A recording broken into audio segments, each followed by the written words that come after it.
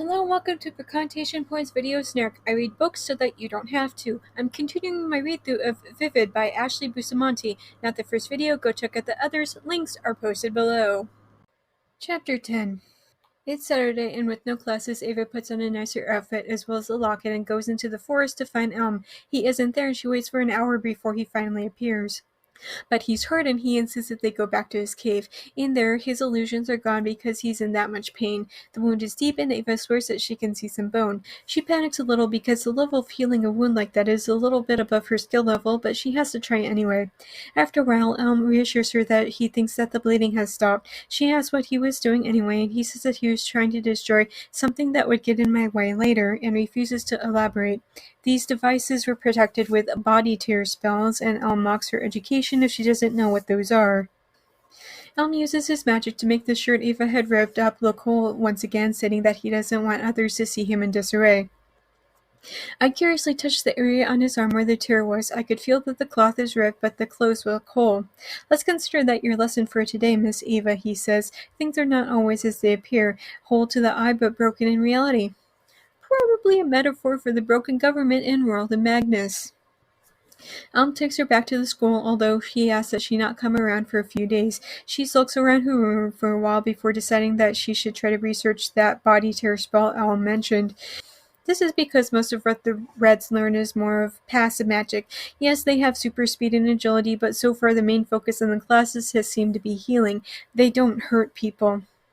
And if you were wondering why it is that Ava hasn't heard of this before, you're right in guessing that there's a reason. She can't find diddly about it in the library. Oh, just about how red and blue magics are pacifist. Yellow magic users are aggressive and dangerous. As she leaves the library, she feels kind of weird. By the book's own words, like she'd been woken up from a dream, she can't remember what the dream had been about. Something from the corner of her eye catches her attention, but when she looks, she only just sees one of those black dome security cameras, which is probably Elm telling her that she's being watched all the time, so be careful. The next day, since Elm had told her to stay away if it goes to the city with Blake, she's still kind of weird around him because of what Celine keeps telling her about him and his family. He asks if she wants to play something called Zap Blaster, which sounds suspiciously like laser tag, but with magic. She agrees, and they start to play in one of their arenas. Yes, the entire thing is tedious. Ava wins. They leave the arcade and go to the cafe to get some drinks before playing again. However, as they're drinking their sodas, a news story comes on about Elm. A benefactor talks about how Elm was caught trying to break into something, and Ava asks what it is that he was trying to get into. Blake tells her that it was all over the news, but says Elm was trying to get into the benefactor database. Ava suddenly feels sick and expresses that she's tired and wants to go back to the school to rest. Blake wants to go with her, but she insists that she's fine. That he said that he'd had some errands to run and it would be silly for him to go back to the school just to drop her off and then go right back to the city.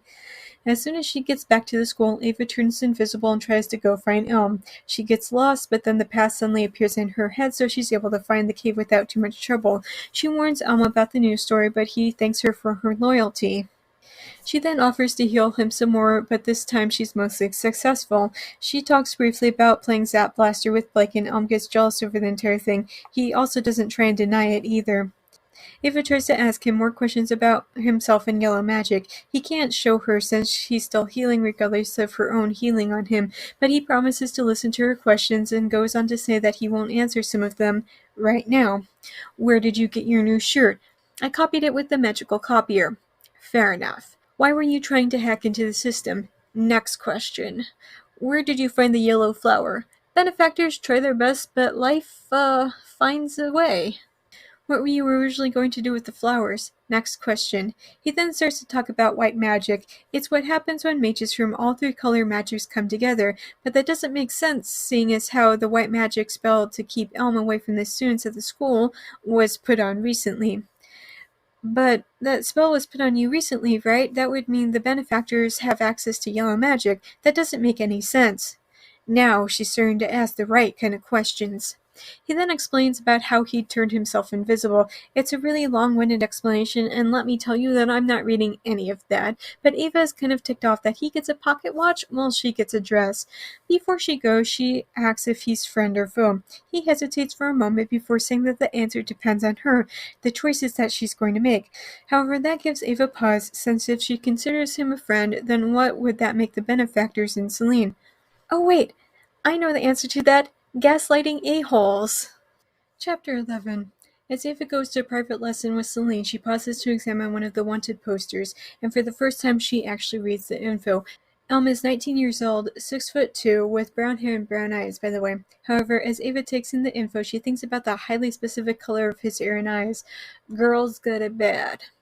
But she quickly steps away from the posters and thinks that since she has a meeting with Celine, she can't afford distractions, especially ones involving Elm. In the practice room, Celine has a bunch of bricks and commands that Ava pick them up. Ava knows what her limits are and says that she can't. She tries and fails. Celine gives her another gem from the practice room, another fail, a third gem, and this time Ava manages to hold the bricks above her head for a short amount of time before she's forced to drop them. Celine is looking at me with hunger. Her eyes are bright and fevered. I wanted her admiration, but the look there now is something beyond that, something fearsome. Danger, Will Robinson! Ava had accidentally drawn on the power from her skirt during this lesson, so Celine sends her to the recoloring center. This is done with blue magic, by the way. There are benefactors standing guard outside, which Ava asks about. The woman says that people are worried yellows will show up and demand she change things into yellow, but she jokes that it's been so long since she needed to do that, she wouldn't be able to remember how. Ava takes this in, realizes that the teacher is quite old, and asks if she's been at the school for a long time. 30 years. Ava tries to ask about the yellows and the war. You know, it really was such a long time ago. I must have filled the news back then, but I don't really remember. Why doesn't anyone remember? Gee, if only there was some group of people who could erase people's memories. Oh, wait. She's quick to usher Ava from the room after this point. Ava wants to press the topic, but not in front of the benefactors, so she decides to go visit Elm and get some real answers instead. When she gets to his cave, he appears not to be there, so she decides to snoop around. She feels a little weird snooping through the area he'd curtained off as a bedroom area, but decides that he'd snooped through her things earlier. She just noticed his books about yellow magic when he shows up. She asks where he got the things like the bed, but he says that he made them, not with carpentry, but sometimes his illusions turn real. He can't control it. She asks him to make her something, but he says no, but then goes on and says that he made the dress and locket. He holds up a deck of cards and bids her to pick a card, any card. She draws the Queen of Spades and puts it back in. He threw the cards up in the air and asks, "Are any of these your cards?" But all of the cards are the Queen of Spades, but instead of the standard queen face, it's Ava on all of the cards.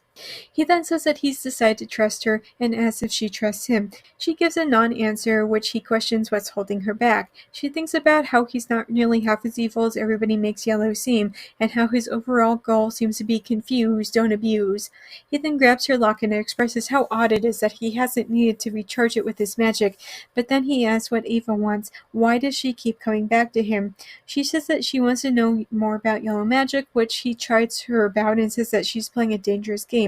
And then for the upteenth time, she says that she's not going to come back. How long do you think that she's going to hold out this time? Ugh.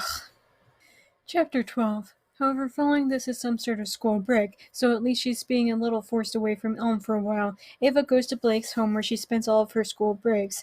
As they walk to his home in the city suburbs, she looks around and thinks about how lonely that her childhood was. She was always so focused on her schoolwork and now regrets that a lot. At the house, they're greeted by Olivia, Blake's mom. She tells them to get their things settled and to come down for dinner.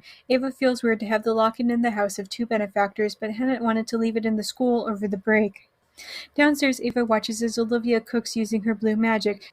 She's so skilled at doing multiple things and isn't even distracted by anything while she talks with Ava. Olivia mentions that Celine had given her and her husband Matthew some time off in the evening. Ava thinks that this is because Celine wants to make sure that Ava is watched over, and she feels kind of weird over the entire thing. Matthew comes in and they sit down to eat.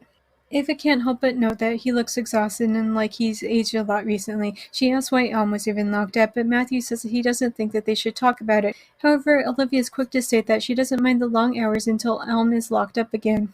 The next morning, Ava feels weird again when Matthew says that he has a day off, although Olivia has to go into work. She and Blake go outside to fix the yard's broken watering system. Blake takes a look at it and sends Ava into the basement to try and find such and such part. She can't immediately find it and thinks that maybe it'll be on a shelf above her head, so she goes in search of a step stool. Said stool is under some boxes, which she overestimates how heavy they will be, and things scatter everywhere on accident. There are data spheres which pretty much do exactly as you'd expect. As she scrambles to get them picked up, one about the mentalist war catches her attention, so she goes to put it on the player. It's a news story featuring Olivia and Matthew. They're being interviewed following using power lights to take down a group of yellows. Matthew catches Ava just then and uses his power to destroy the data sphere. He then asks what she was doing down there, hands her the part that she'd come into the basement to get, and thanks her and Blake for helping out. Back in the yard, Eve explains about how she'd found some data spheres, but his dad had thrown it away, without explaining what was on it, the one that she'd watched. Blake says that his dad was probably embarrassed, that it was probably his mom who'd kept the data spheres. She then starts to ask him about what it is the benefactors are hiding, and asks if he'd have all of the yellows destroyed simply for existing. Blake finds no problem with anything and continues to swallow all of the lies he'd been fed about the benefactors protecting them. As you can imagine, him sitting there and spouting out about how every single yellow is dangerous and should be locked up doesn't sit right with Eva. That night, dinner is even worse than the night before. Olivia talks about how they can't link any of the recent bouts of violence or even suicide to but she just knows that he's behind it. That's because there's no such thing as a good yellow. As you might expect, this just upsets Ava. She says that the discussion over yellow makes her anxious, and so she runs out from the house. She runs as fast as she can using her super speed until she realizes that she's going to have to go back, and she doesn't want to be burned out from her magic. She stands in a dry, abandoned field and thinks that it's not yellow enough to be of concern to anybody, but the sun is setting and Ava thinks about how yellow every single thing is, including her, thanks to the light. She thinks about how Celine makes promises to protect all of Magnus, but the problem is, who's protecting the yellows from unfair, unjust prosecution? She then vows that she'll look out for them. Thanks for listening to my chapter-by-chapter review of Vivid. I'm going to post a new video every day until I run out of chapters. Once I finish with Vivid, I promise to get back to the regular Monday update schedule and resume Fury. Just as a reminder, even if you can't financially support me, there are other ways to help me out. The first is watching this video as well as all my other videos. It's also important to like and subscribe. Finally, you can share this video with all of your friends so that they can help as well. If you're already caught up with all of my videos, you can go to Tumblr for my main book, Snarks, always free and updated every morning. And if you've already read all of my main snarks, you can find even more snark on my Patreon. You can access it for $1 a month. Members also get early access to my main Tumblr snark. Special thanks to Dawn, Phoebe, and Nikki for supporting me on Patreon already. If you want to hear your name in my video next week, either support me on Patreon or make a one-time donation. Do you like my snark so much that you want me to snark your writing? I do that too. For just $6 per chapter, I will tell you how awful that your writing is. But not to worry if you feel like you couldn't take the criticism. I also offer regular book editing as well, just 1 cent per word. You can contact me on any of my social media platforms if you have further questions. If you want to read some of the things that I've written, you can purchase my works on Amazon. I have a slew of erotic short stories and now 2 full-length novels. I also sometimes run flash sales on my stories, and if you don't follow me on any social media, you might want to do that just so you can know when I might be offering more things for free. Links for everything will be posted below. See you tomorrow, guys!